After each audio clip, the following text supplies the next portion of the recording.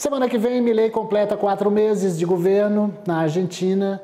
E como estão os negócios com o Brasil? Com agro, a gente está vendo aí que a Argentina deu uma melhorada mês passado. Mas quem sabe melhor de tudo isso é a nossa correspondente lá em Buenos Aires, minha querida amiga, jornalista, repórter, Márcia Carmo. Que saudade de você, Márcia. Você anda sumida? Sumida não do canal, sumida de mim porque não deve coincidir nos horários. Como está Buenos Aires, hein, Márcia?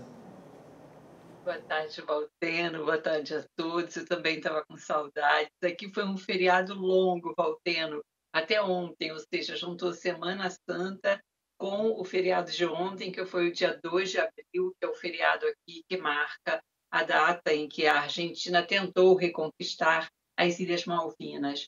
Hoje é um dia chuvoso aqui, cinzento, mas como você disse, com boas notícias para o setor de grãos, com essa informação da Seara, que é a Câmara da Indústria da República Argentina, marcando aí fortes exportações do agro nesse mês de março, nesse início de ano, com boas perspectivas. A Seara representa quase 50%, reúne as empresas que formam quase 50% das exportações do país. E como você disse, né, o governo Milei assumiu e uma das primeiras medidas do governo, do novo governo, foi mudar as cotações de dólares.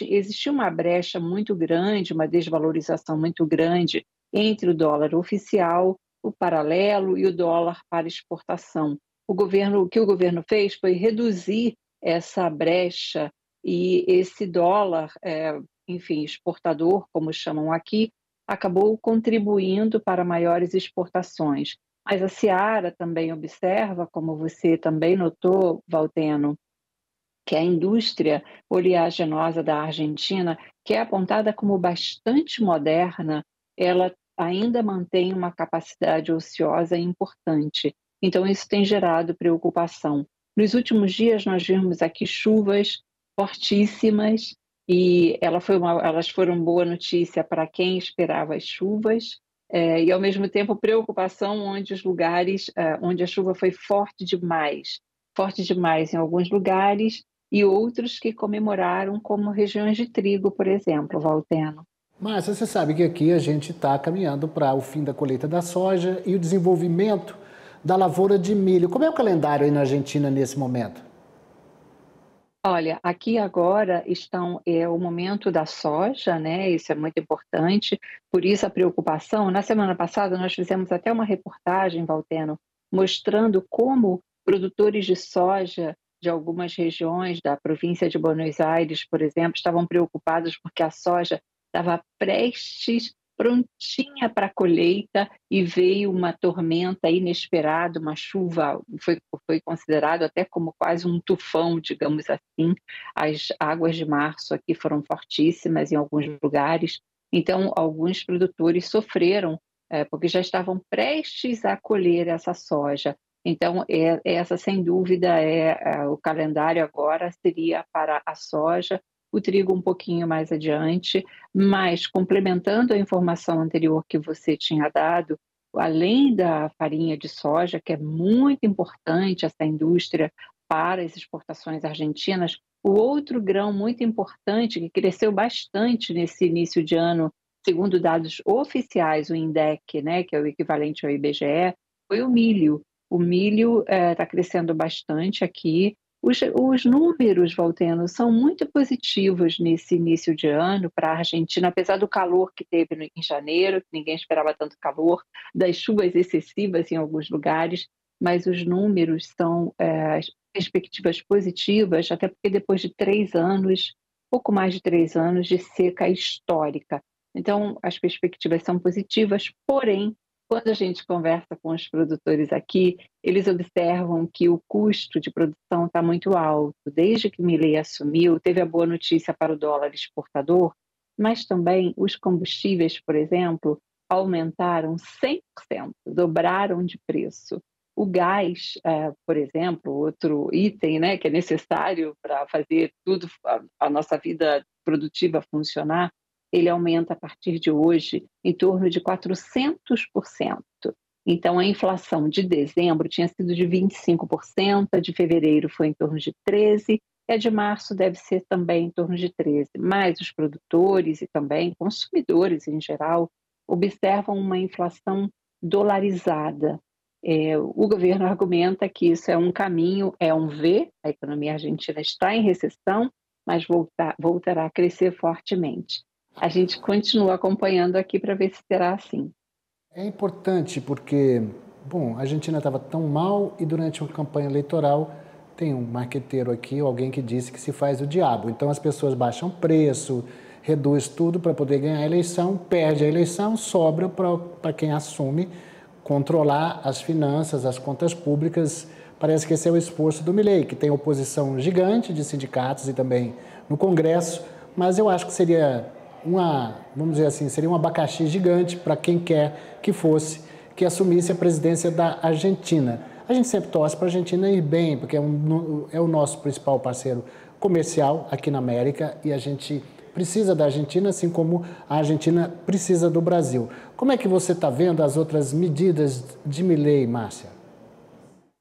Olha, na área de política externa, por exemplo, porque como você disse, né, a Argentina é um país muito importante para o Brasil e o Brasil é muito importante para a Argentina. Vamos lembrar, o Brasil é o principal sócio econômico e comercial da Argentina.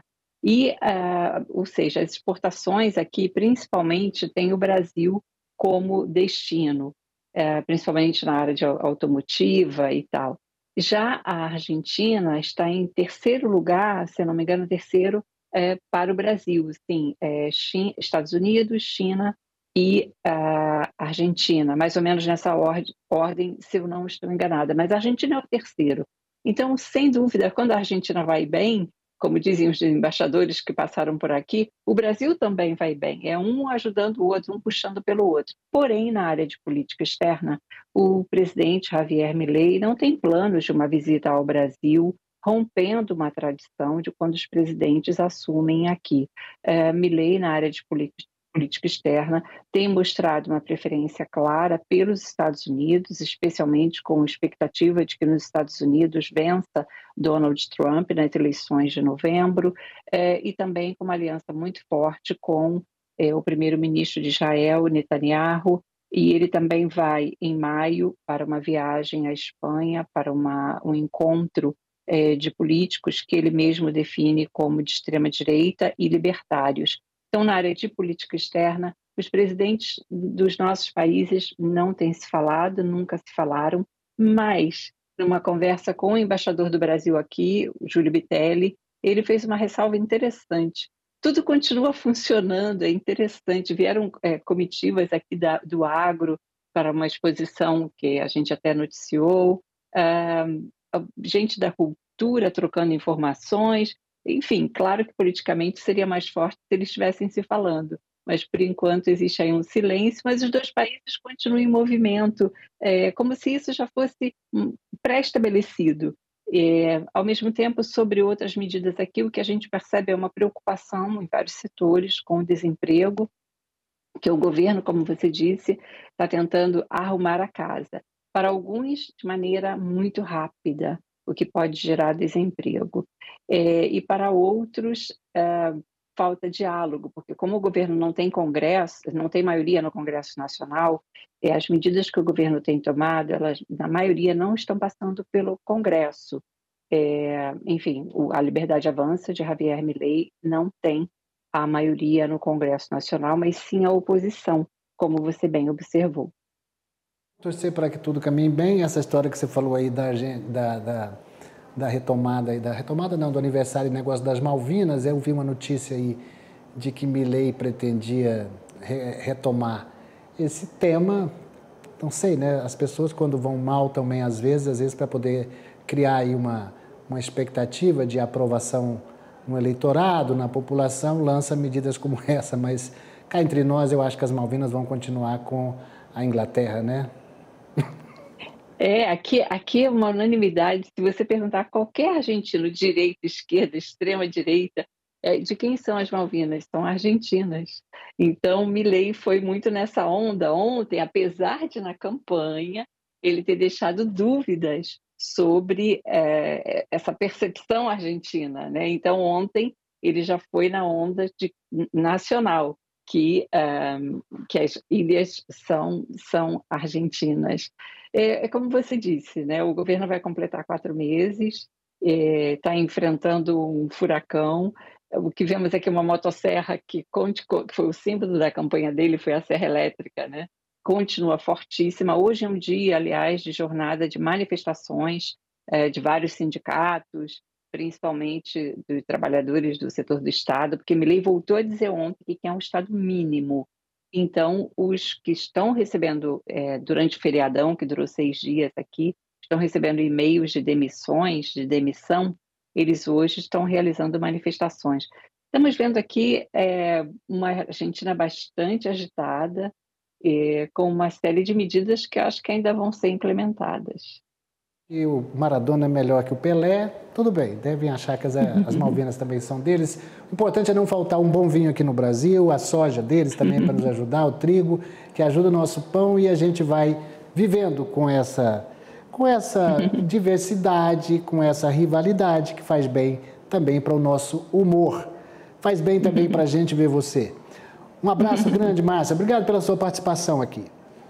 Obrigada a você. E olha, meu WhatsApp também está instável, então pode ser que seja mundial. Pois é, aqui eu acabei de falar agora há pouco, a gente está identificando. Vamos ver se os donos os magnatas da comunicação no mundo afora, são 3 ou 4 que são donos dessas conexões, se eles resolvem o problema. Márcia, obrigado, tá? Obrigada a você. Prazer. Tchau.